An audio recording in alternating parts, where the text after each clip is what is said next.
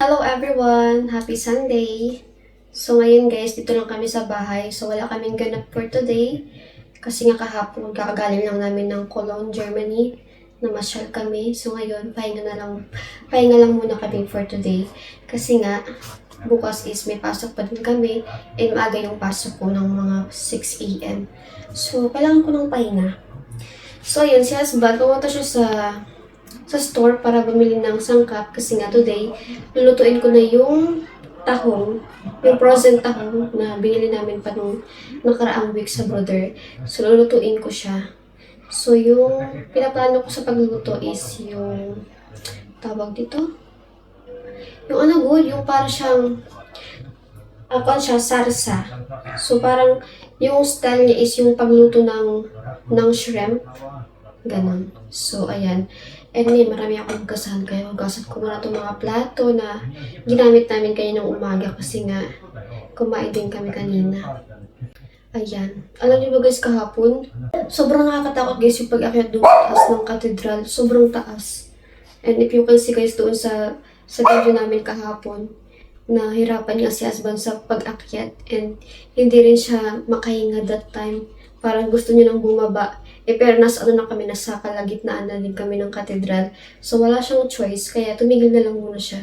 Doon na lang muna siya nagstay. And ako naman, nag-continue ako sa pag-akyat ng katedral.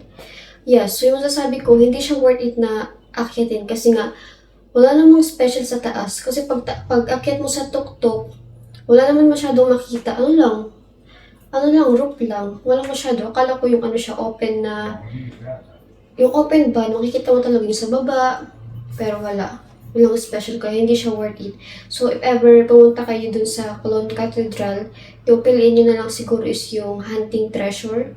Siguro mas interesting pa dun kaysa tumakyat ka sa taas, which is nakakapagod. And mainit din sa loob. So, ayan. Tama na yung chismis. So, ayan. Mahugas ako ng plato.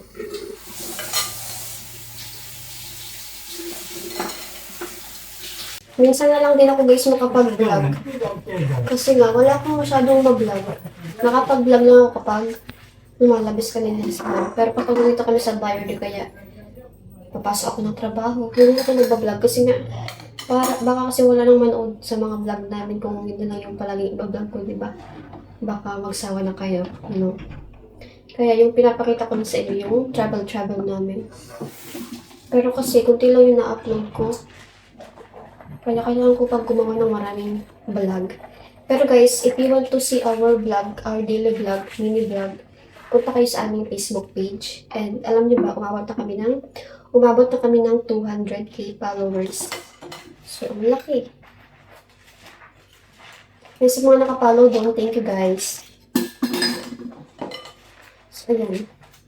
Alam niyo ba, nung bata pa ako, mas gusto ko talaga yung maghugas ako kaysa hindi. Yung mas gusto ko talaga is yung maglaba ng mga damit kaysa maghugas ng plato.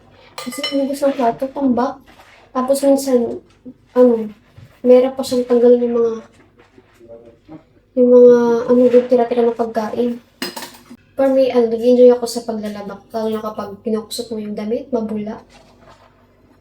So, ayan.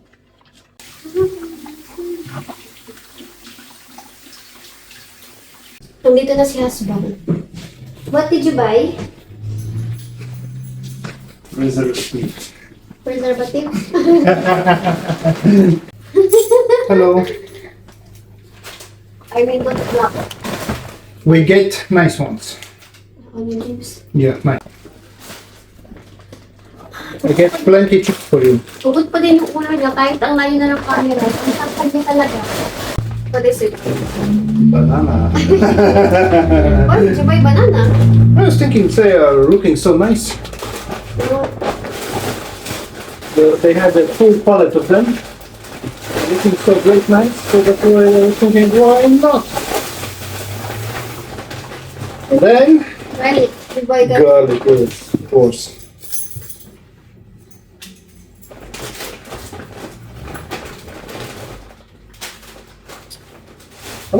Alam niyo ba guys, kapag nasa Or chips work, are not sure, eh? ibang show eh. Nagpabili din ako sa kanya ng ng chips kasi mamaya bago tulog kami ng movie, snack. Why so many? You said you want. Yeah, but I didn't ask you to buy lots of You chips. said you know because before you said you want the little ones. So that's why I did not know which. No, actually there was €2.50 for 5 pieces. That's why. Oh, that's... Naka-discount siya, kaya madami yung binili ng mga chichiri. Ayun. Malilit lang naman ito. Unahan ko na kayo guys ha, baka sabihin niyo naman, ingat-ingat lang sa pagkain ng chichirya. So guys, bihira lang kami kumain ng chips. Kumakain lang kami nito kapag nanonood ng movie. Huwag mo kang i-bash. Minsan lang to. Ayan.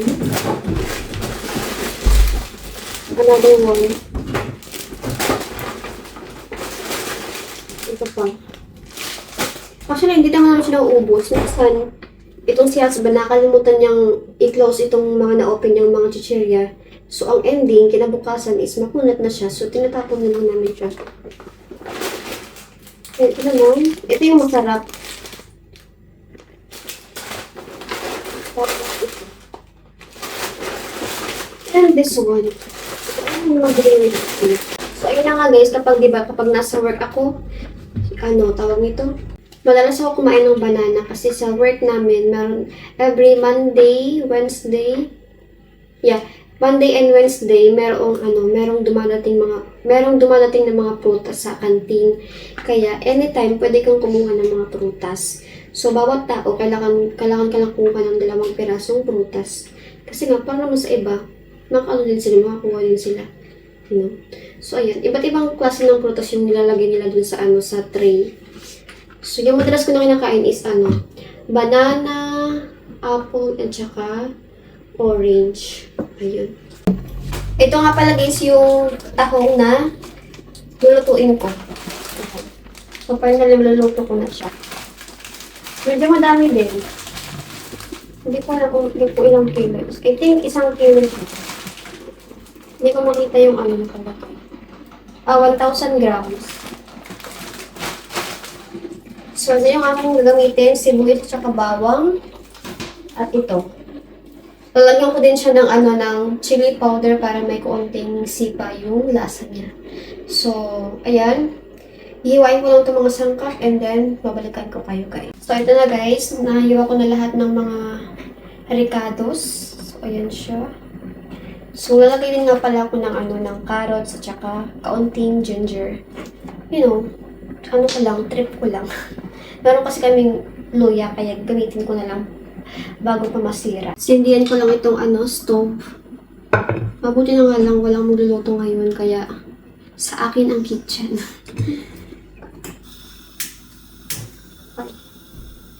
Hindi kasi maganda kapag may nagluluto tapos magbibideo ako, kaya minsan hindi ako nakapag-video. So ngayon walang sagabal sa aking buhay. Char! Painitin lang natin itong kawali. Maglalagay ako guys ng maraming butter kasi nga yung pangalan na lulutuin ko is garlic butter mussel. Char! Kasi nga hindi yung para siyang same ng way na pagluto ng garlic butter shrimp. So, since yung gagamitin ko is tahong, so yun yung tinawag ko. And this is my own version na pagluto. So, ayan. Kunti na lang din yung tirang butter on. And hawalan ko din siya ng olive oil para hindi ko ubusin itong butter. Then, itong olive oil. So, ayan. Nakapagsain na din ako ng kanin. Ayan, kumulo na siya. Napakita ko sa inyo ng malapitan para makita niyo kung paano ko magluto. Wala lang guys lahat kasi baka masunog yung bawang ba. At saka itong lahat lang. Sinabay ko na lahat. Hinaan ko lang yung apoy kasi baka masunog. Ayan guys, lalagay ko na yung tahong.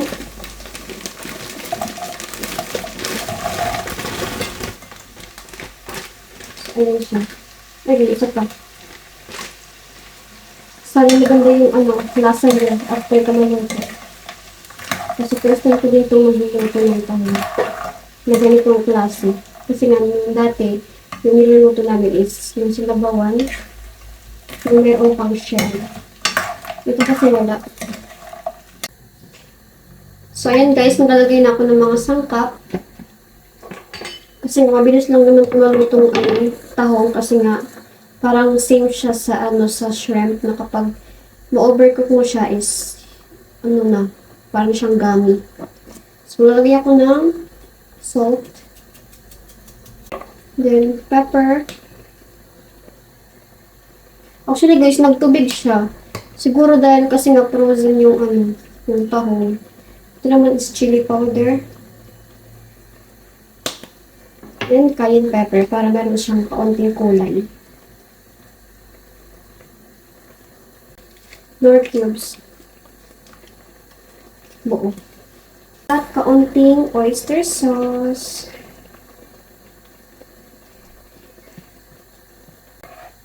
Ang daming tubig niya. Siguro dapat pala, ilang pounds ko muna siya para hindi nagtubig. Nagtubig siya. And then, tatakpan ko lang din ulit.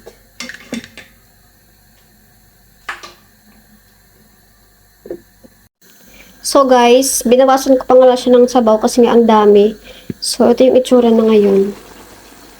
Ayan siya. Guys, naluto na yung tahong.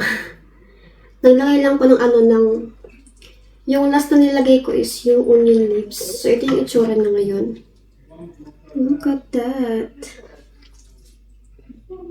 And, masarap siya guys. Tahong talaga yung lasa niya. Siyempre, tahong. So, this is the tahong. So, ayan guys, kakain na kami. And, naluto na nga yung niluto ko na tahong. So, ayan. Nag-rice kami ngayon. So, what do you think about that? Do you like? It has some taste. Strange? No, but it's okay. It's okay. Also, I use butter and yeah. I also put lots of garlic. Yeah, I think it's must to be. Then the taste will change. Some spices. I also put chili powder, but only some little. So far guys, nagustuhan nyo naman. Dito lang kami kumakain sa may sopa kasi nga tinatamad ako mag-set up ng lamesa. And mas comfortable naman kami kumain dito. Actually, most of the time dito kami kumakain sa sopa.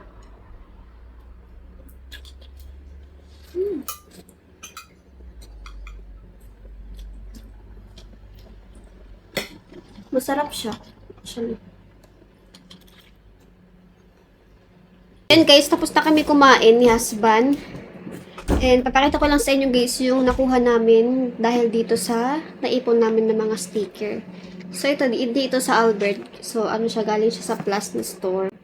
So ito yung pipiliin mo kung ano yung gusto mong ma-receive. So ayan, meron din siyang plato, kutsara, at saka baso. At saka itong Tupperware. So ito na yung natanggap namin. Oh. Dalawa na. Kasi nga palagi namin siya napupuno yung itong booklet. So ito na yung itsura niya guys. Oh. So puno na itong isa. So kailangan lang namin makareceive nung yung isa pang klase ng sticker. And then I think mga 8 peraso siguro. So pwede after nun, example mapuno na siya. Tapos dadalhin lang namin to doon sa store at saka bibigyan kami ng ganito. So 2 peraso yung kinuha namin. Ito yung pinili namin kasi nga meron siyang takip. See that? Diba?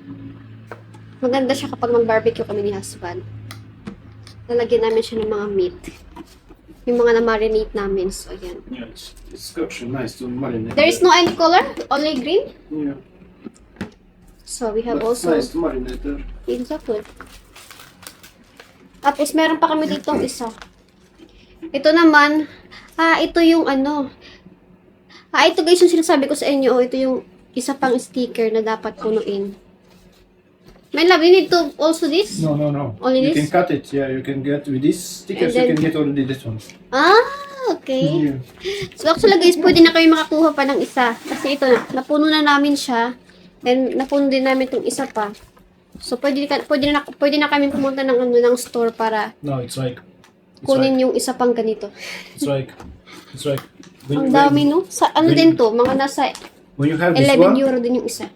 when you have this one, Yeah. so it means you are allowed to buy this one. Mhm. So it means with that one you need to pay 11 euros for this. Exactly. But when you have this one, so it means 6 euros. It's minus. Ah, So it means then you need to pay only 5 euros. When you But have if I that was and go- that, you will pay extra 5 euros and then you can get this one. Because I collected all that. Nagets nyo? So, ayan. Meron na kaming dalawa. But they are nice. Exactly. These ones are really Ano din nice. siya, makapal din yung ano niya.